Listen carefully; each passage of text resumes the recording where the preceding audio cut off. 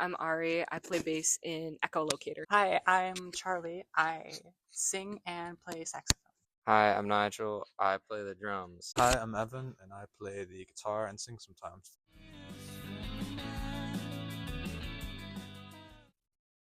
I don't know if we thought of the melody before, or like during or after our first album, but it was a melody, like the lead sax melody we had on mind for a while, and it was actually on guitar at first, and we were like, what do we do with this? Most of our process is we think of like a melody or a chord progression, and we're like, now what?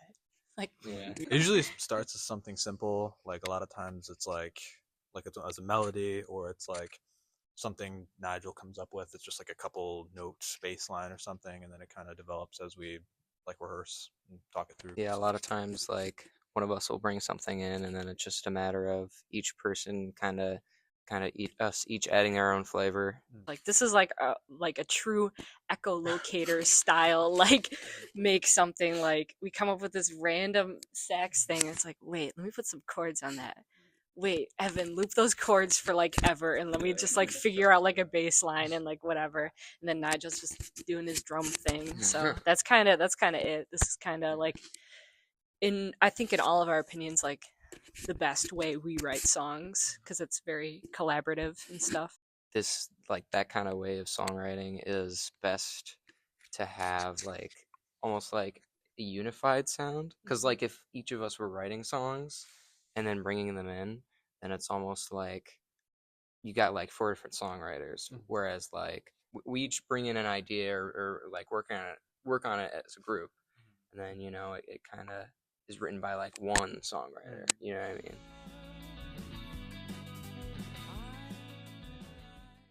this was definitely some time after we had thought of that melody. I think it was summer. We had so much free time to figure out what we wanted to do with it, and we had this one gig. It was that one brew house gig that just kind of everything went wrong, and I was like defeated after this show. I was like super depressed. I wanted to pack up and go home, and I remember somebody's mom or somebody that was there was like, I really like your shade of lipstick, by the way. And I was like, oh, thank you. It's kind of a gamble playing at the brew house and presenting a little more progressive than what the audience is used to. So after all of this trial and trouble of this show, this one random person kind of affirmed that like, hey, like what you're doing is cool, and that sat with me for a while. And I think this song is primarily inspired by that exchange. Whether that woman will ever know it or not, we'll never know. A lot of this like performing version of me, before like the school year started, I wasn't really like publicly presenting much. So whenever a show came around, it was like my time to shine and like do something, like actually present like the way I feel when performing with the band. And it always struck me as something that like it'd be really weird if someone had something to say about it, because I think our first show I wore like a mesh shirt and a tank top and like had painted nails and makeup, and I can only imagine like somebody saying along the way like wow, when did Echolocator start doing this? And it was like, were you even there for like our first show ever? I think performing in general, like thinking of like theater, it's like most people have like a little bit of blush on. Like I think makeup can be an extension of somebody's personality, and making like a visualization of like this presenting piece of art that I'm showing with my face or like wherever else. Makeup ties into like being an entertainer in general, like jokers and jesters or whatever. Like I don't know. I don't personally wear makeup to shows, but like I don't know. I've always appreciated that, and that like inspired me in like the instrumental writing of the song. you know, if she would have said something about my eyeliner, I probably would have written a song about eyeliner. Yeah. But it was like I was wearing like this very like upfront, like deep purple. I think the moment that we started to actually perform this one, everyone really started to pick up on it. I mean, I've been like whatever you would consider to be out for, I don't know, like 3, 4. I don't even know how long. But yeah, it's been a while. The first time we ever played is when I was basically like out. But there's still a lot of like development in that time. It's like I only now have the courage to like go to school every day in makeup or be here like in front of a camera. Even now that the song is like done, each time we play, I realize how much more I've progressed as being comfortable and just being outward about stuff like that. Tell me if I'm wrong, but I wouldn't be surprised if your evolution as a person influences the way we perform the song as well. Yeah. You know, or at least how you perform the song. Then, you know, I'm sure we'll pick up on it. You know, change our parts here and there. I mean, obviously, I didn't write these lyrics. I didn't experience this firsthand, but like, I try to reflect it in the instrumental parts by like showing that it isn't like a linear experience. And like, I don't know, would you agree that it's like not? Yeah. It's like, there's some like dips and, you know, some crests and troughs, and I kind of try to reflect that like in the structure, like the pre-chorus, it kind of slows down, it kind of gets quieter, and then it kind of like gets back up in the chorus, and it's kind of in like a middle part in the verse. I'm me. I'm Ari. I do whatever I want. I dress however I want. Like I've always been like kind of androgynous, like style, whatever. But it's like being on stage. It's like, oh, like I kind of like a little makeup. Like it's a little fun. It's like I'm performing stage. Just another aspect of like another part of me. Like I can express, and like it's different from day to day life. Makeup and like this song just being about like finding new stuff about yourself and like new ways to present that in however way you want to present.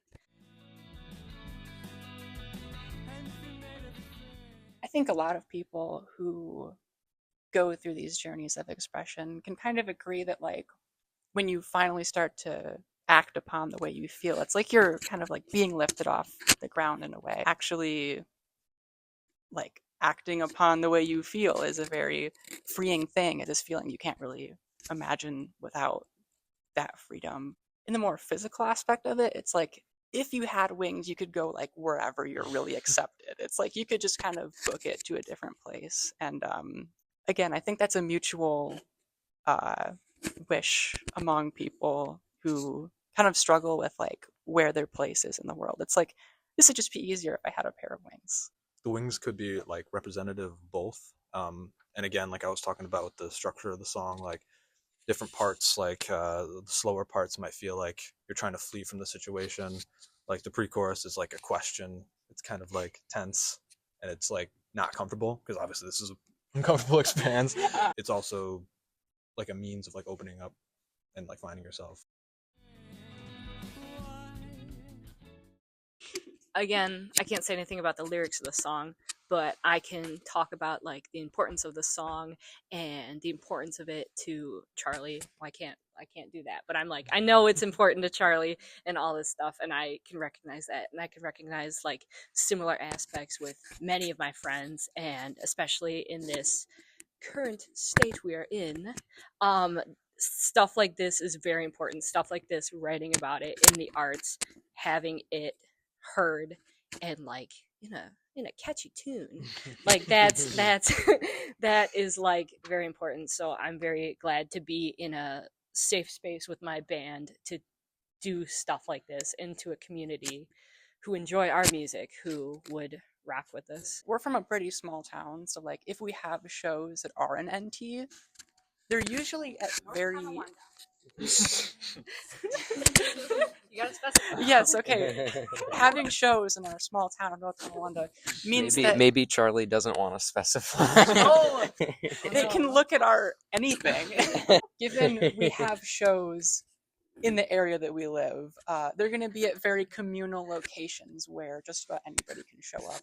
But we don't know where these people are coming from or how they view. You know, if they're a couple counties over, they may see the show as something a little bit more out of the ordinary. But at the same time, it's like, it's really funny because, especially like at the brew house, you'll have one side that's like everybody's parents and like grandparents, and then the other side, like nobody has like their natural hair color. And I think that's a very beautiful thing because it kind of just like, it gets everyone on the same page. And that's why I was saying before, like, I think it's silly that people will be like, oh, like these kids like at these shows and all this and that. It's like, it's always been like this. I just don't think you're really paying attention that much. And also, like, people's parents, and like, I know friends of like my mom's friends and of friends, like, just like our music because that's like how like we're similar to music they grew up with and stuff like that. And even then, music back then was still like, you had people like glam rock and all that stuff with makeup and whatever, and like some of those people are like, their views and beliefs don't make sense, but sometimes there have been people who like write about this stuff and have been writing progressive stuff back in the day. So hopefully, like, the older crowd that we draw that appreciates the music also like has similar veins of like the progressiveness music has always had. Or if they don't, maybe, you know, we can open them up to a whole different perspective of things. Brewhouse shows definitely do have like a safe space for like I guess like progressive people or people who would adhere to the ideas of this kind of song. I think at least in my community, when like if like a student at our high school hears about like some like community event, it usually means like a football game or like a church event or whatever, and like not every kid is gonna fit in or like feel like they fit in, feel like they belong. And I would hope that our music and our shows like creates it's a community building experience without it sounding like boring, I guess. Like, it can be from many different things. Like, it doesn't have to just be like religion or things like that. And it doesn't have to pertain to expression. It can, like, there's so many other things to that are targeted from this. And I think mentioning it in this song gives part to it. Definitely, like, I've experienced things like that, like coming from a very like cutthroat, well, not as cutthroat as like but they're not necessarily like religious pushovers, I'll put it that way. So the water is still a little warm. It's like not everyone's really on the same page and stuff, but it doesn't really matter. Like, we wrote the song. I know people who are religious and like they don't really care like who I am. Like, we're friends and stuff, and that's a really great, powerful thing. And I think a lot of people would just benefit from like being a little bit more open-minded about that stuff and not going off of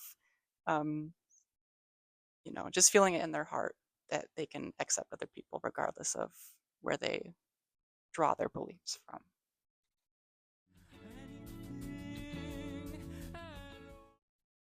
I remember it was like the final concert of my 11th grade band year, and I didn't tell anybody this, but I told my band teacher about it because she's lovely and she's amazing and I loved her. But I showed up presenting for the first time ever, and I remember I sat down and somebody next to me asked if I lost a bet.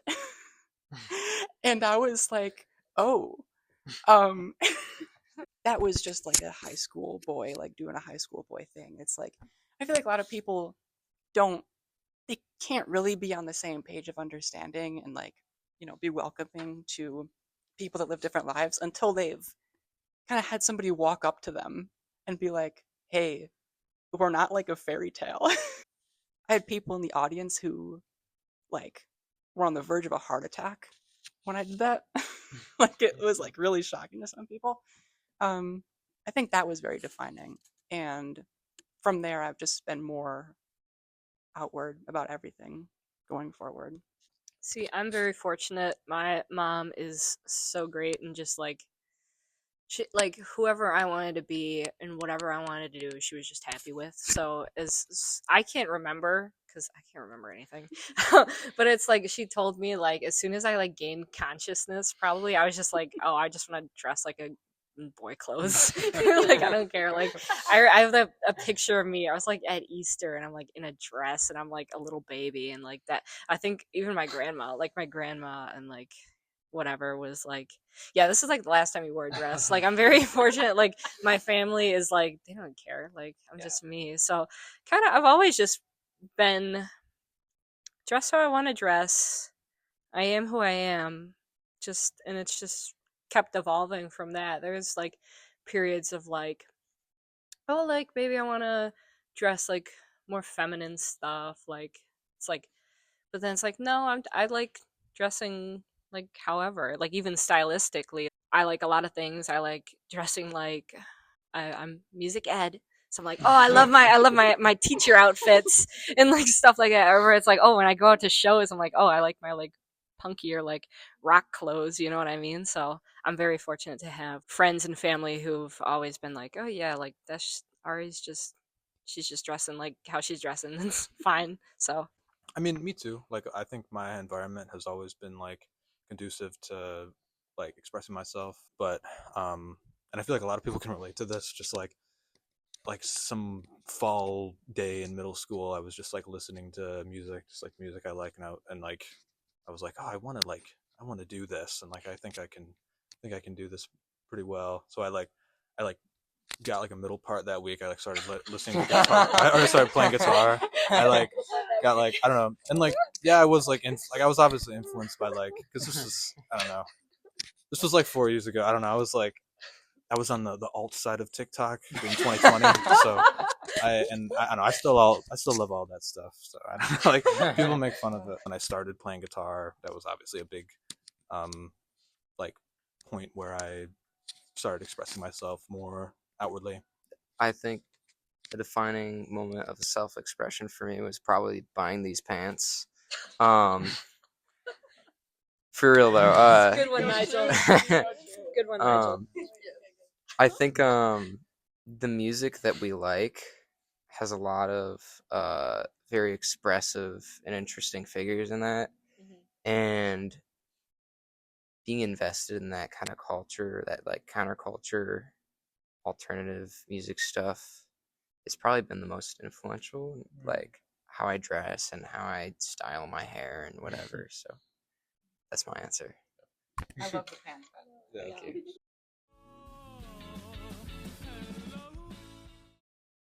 If you want to listen to this song, we did a live session with buffaBLOG.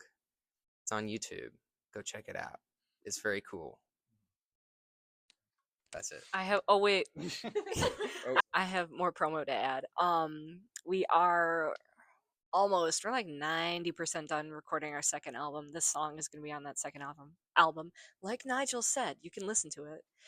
We have a couple of YouTube videos. We're more active on like Instagram and all that stuff. But very soon, hopefully very soon, we're going to be releasing a single off the album. That's going to be happening sooner than the actual album.